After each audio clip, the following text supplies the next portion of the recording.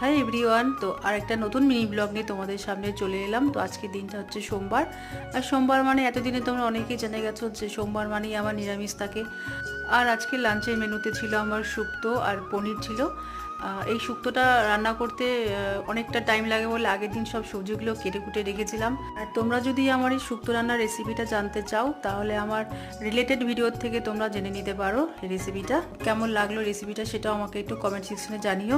আমি প্রায় ভাবছি যে আমি একটু বড় ব্লগ বানাবো, কিন্তু দেখো বন্ধুরা, আমি মিনি ব্লগ বানাচ্ছি তাতেই আমাকে ভিউজ দিচ্ছে না।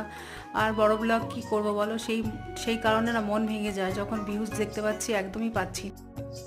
আজকে বাজার থেকে না অনেকটা গাজর আর লেবু নিয়ে এসছে, তো গাজর আর লেবুটাকে আমি এরকম করে রাখবো। তো এটাও আমি ইউটিউব থেকে শিখেছি, এরকম করে রাখলে অনেকদিন ফ্রেশ থাকে, ভালো থাকে।